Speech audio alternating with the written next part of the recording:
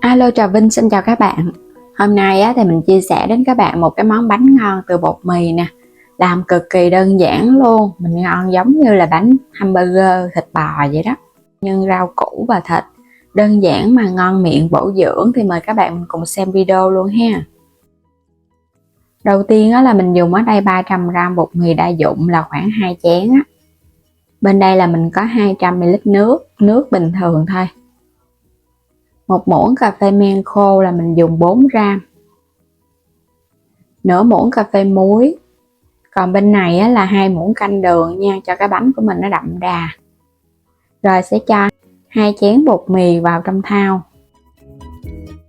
Muỗng cà phê men khô 4g. Nửa muỗng cà phê muối, mình cũng cho một góc luôn. Rồi tiếp theo là 2 muỗng canh đường. Cái bánh này mình dùng men ngọt nên là phải kích hoạt bằng đường. Thêm vào 200ml nước, còn thích cho nó béo hơn thì mình dùng sữa tươi không đường ha. Cứ trộn thật là đều lên. Cái phần bột này nó sẽ phủ đều vào trong cái phần nước. Nước mình dùng nước bình thường thôi, không có cần nước nóng gì đâu. Nếu mà trời lạnh thì các bạn có thể dùng nước ấm ấm. Rồi mình thêm vào muỗng canh dầu ăn. Dùng tay các bạn sẽ nhồi cho khối bột nó quyện lại ha. Mình nhồi vậy nè, cũng giúp cho bột của mình nó láng mịn ở bên ngoài. Bột mì thì làm rất là dễ. Có cái loại bột đa dụng thì các bạn làm đa dụng nó xốp ngon. Còn không có thì các bạn dùng cái loại bột mì ngang cũng được. Đây bây giờ cái khối bột của mình nó quyện lại rồi. Cái bột mình dùng là protein từ 9 cho đến 11 á. Rồi các bạn sẽ đậy lại ha, đậy kín, mình cứ ủ cho 1 đến 2 tiếng bột nó nở gấp đôi. Mình có tiếp ở đây một gốc tư củ hành tây trắng. Các bạn sẽ xắt nhỏ nhỏ ra. Hành tây thì cho vào nó sẽ thơm. Xắt hạt lựu ra luôn ha. Còn không thích hành tây thì các bạn dùng hành tím cũng được. Rau cần ruộng ha, hay là rau cần ống nè. Cái rau cần này thì nó thơm. Còn không thích rau cần này thì các bạn dùng rau cần tây cũng được. Mà mình thấy cái này nó ngon hơn, nó không có bị đắng so với rau cần tây. Cho vào trong chảo dầu ăn. Mình sẽ thêm hành tây vô để xào, cho nó dậy cái mùi hành tây lên ha. Rồi mình sẽ thêm phần thịt vô, cũng xào đều lên. Thịt nạc heo, còn nó thích ăn thịt bò thì dùng thịt bò. Các bạn sẽ thêm rau cần vô luôn ha. Hôm nay mình dùng thịt heo và rau cần ruộng. Cái rau cần này ăn rất là tốt. Nêm vào trong đây muỗng cà phê hạt nêm, muỗng cà phê đường. Cuối cùng là một ít tiêu xay cho nó dậy mùi thơm lên. Rồi mình chỉ nêm đơn giản vậy thôi à, không cầu kỳ gì hết á. Xào đều một cái nữa rồi tắt bếp. Quay trở lại thau bột. Trời bữa nay cũng hơi lạnh nên mình để luôn 2 tiếng đồng hồ á. Còn nếu mà trời nóng thì các bạn để 1 tiếng là nó nở gấp đôi rồi. Lấy khối bột ra.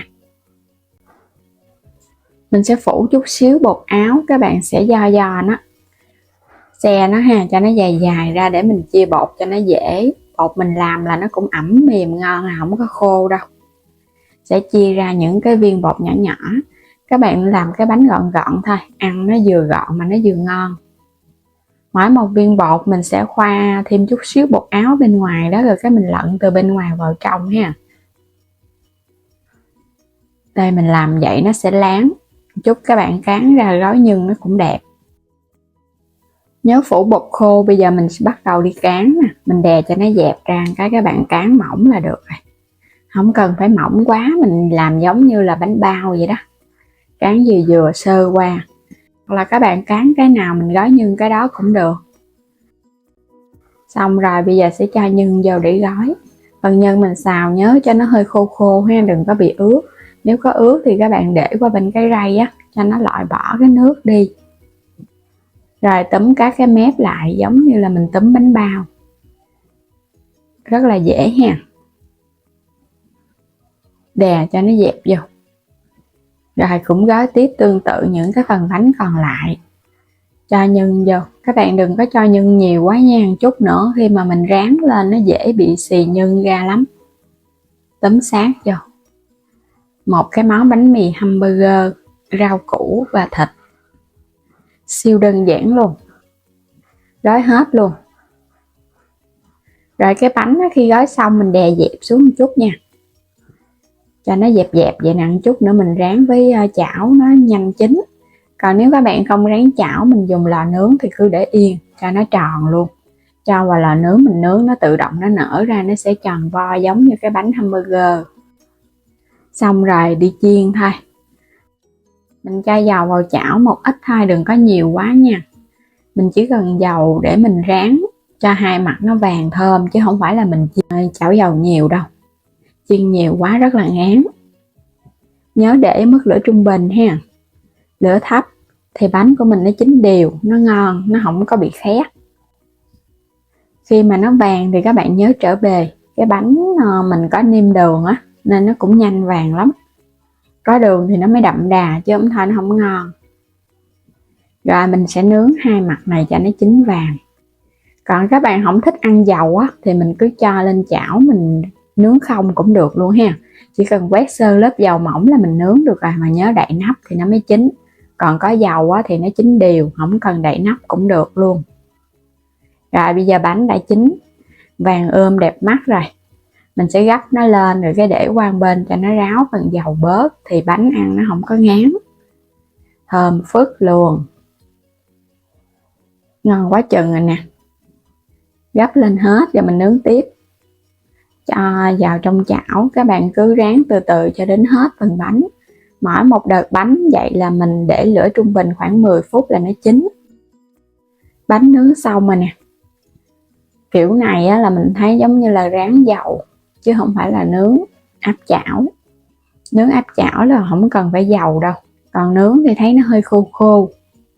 Bánh đã sẵn sàng, vàng ươm đẹp mắt, nở phình. Bên trong á, thì có thêm nhân, rau củ và thịt nữa, bổ dưỡng, thơm ngon, đặc biệt là trẻ nhỏ cũng rất là mê luôn. Quá trời hấp dẫn. Còn nếu mà các bạn không có thích ăn rau á, thì mình dùng thịt và cà chua sốt cũng ngon lắm nha. Kiểu nào cũng hấp dẫn hết. Phần nhân thì có thể tùy chọn, thích nhân gì thì các bạn cứ lựa chọn và áp dụng thôi. Còn phần bột thì làm giống như mình ha, bảo đảm ăn là ghiền luôn á. Làm sẵn các bạn có thể để tủ đông, khi nào ăn mình hâm nóng là mình ăn được rồi. Vừa đơn giản mà lại để được lâu. Có thể làm thịt bò và sốt cà chua, hoặc là các bạn làm thịt heo sốt nấm cũng ngon nữa. Đây, hấp dẫn quá chừng. Phần nhân vậy là vừa ăn rồi đó. Cái bánh vừa nhân vừa bột thì nó không ngán. Ăn hai cái là đã đủ dinh dưỡng cho bữa sáng rồi đó. Vừa có tinh bột, rau củ, thịt. Còn nếu mà các bạn thích cho nó bổ dưỡng hơn, cũng có thể pha một cái trứng vào trong phần bột, càng bổ dưỡng nữa. Rất là ngon luôn các bạn. Đậm đà, bột thì thơm, có vị ngọt mặn nhẹ nhẹ. Ăn vừa miệng lắm, không có bị quá ngọt đâu. Vậy á, phần bột nó mới đậm đà, ăn nó mới ngon. Còn các bạn không dùng đường thì nó sẽ hơi bị lạc á. Và bây giờ cảm ơn các bạn đã theo dõi hết video của mình nha. Vui lòng đăng ký ủng hộ kênh mình, chia sẻ những video ủng hộ mình, và bấm vào góc trái video lựa chọn các sản phẩm mua ủng hộ kênh mình với ha. Xin chào tạm biệt, hẹn gặp lại các bạn ở những video tiếp theo.